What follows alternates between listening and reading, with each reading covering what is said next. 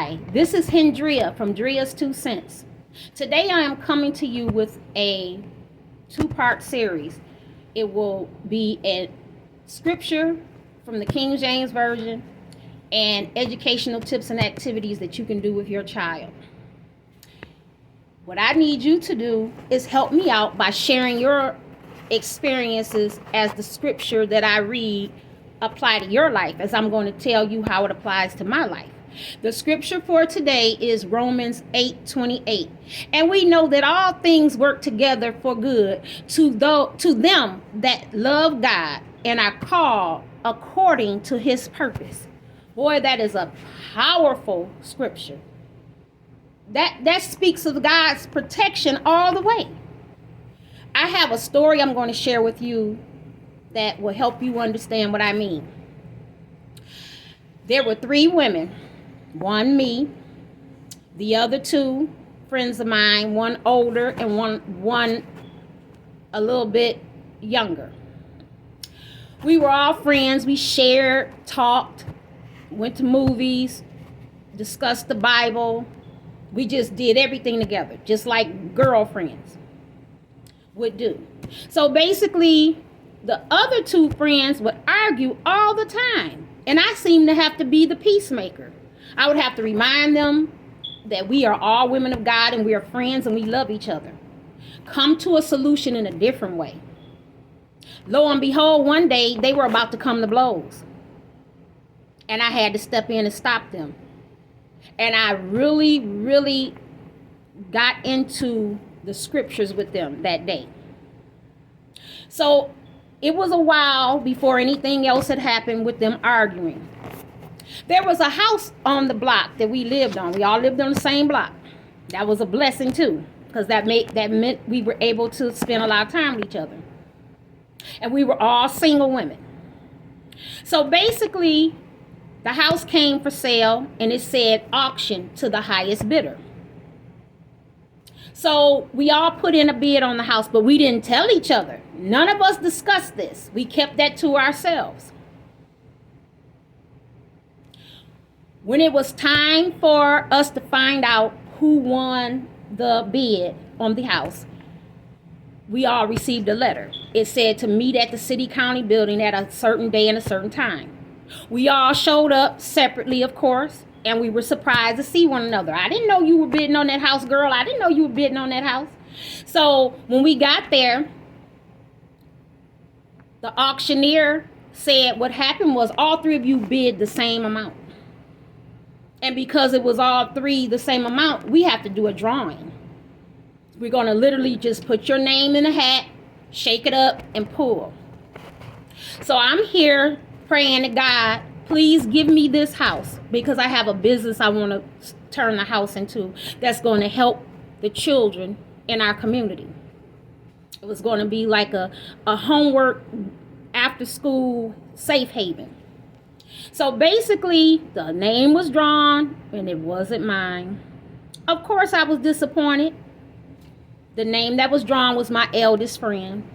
I was happy for her and I told her so. We all left and we continued on with our friendship, doing things we normally do. She was busy, my eldest friend, with getting the house ready because she wanted to use it for rental property. So about 2 weeks passed and she got on the phone with myself and my other friend and told us that the house is a money pit, that it is costing her a lot more money than she anticipated.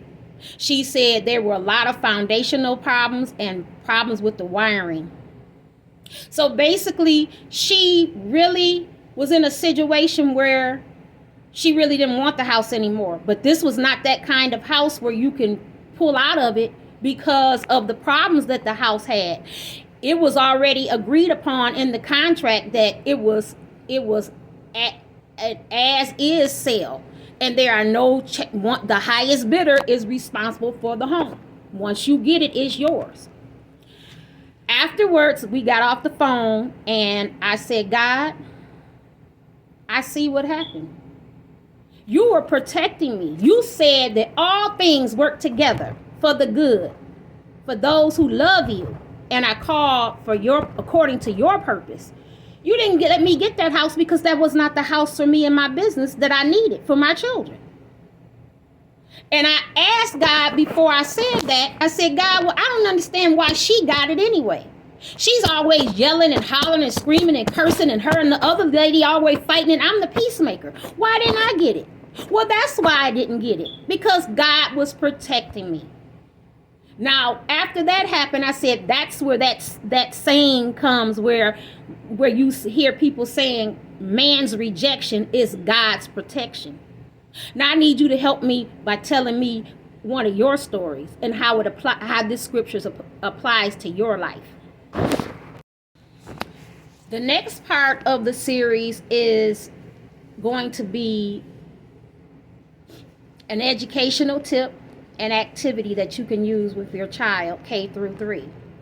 Now, this tip is going to be how to set up your child's educational environment at home for success. Through the years as a teacher, I have been asked this question often by family and friends. How do I set up my child's learning environment? And here's what I say. There is a Dollar Tree. We all are familiar with it. They have a really nice section called the Learning Tree. Basically, you need to get at least these 4 charts that I recommend. You may get more, of course, according to what your child's abilities, but I recommend the first one to be an alphabet chart with a picture. That way the child can go over the alphabet as well as the sound that the letter makes. The second thing would be for you to get your child a sight word chart. The sight word chart is usually going to have anywhere between 20 and 50 words, maybe more, depending on the age of your child. And it will help your child go over words that they should know for their grade. The third thing would be an addition chart that has 0 plus 1 or 1 plus 1, and it might go up to 10 plus 10. The next thing would be a number chart, 1 through 100, and preferably a chart that has the quantities under each number.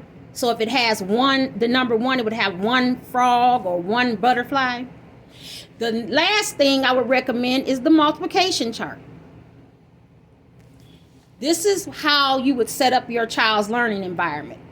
If it's in their bedroom, or if it's in a spot where it's a common area in the house, use some of that little tacky putty that doesn't hurt your walls and put it up if it's in either place, but it comes off easily and it doesn't hurt your walls. So it's up to your discretion how you want to set it up. These things will really help your child because you will be going over them every day. The first activity that I want to talk about that you can use with these charts are the sight word chart activity. Most of the sight words will end up being your child's spelling words or vocabulary words that they will receive in their classroom. So what you could do is you could play a game called Vocabulary Hop. And how this is played is you have your child stand on the opposite end of the chart, the sight word chart.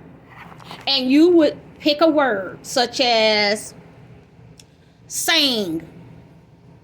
And if your child spells the word sang correctly, then they hop toward the chart, 1 hop.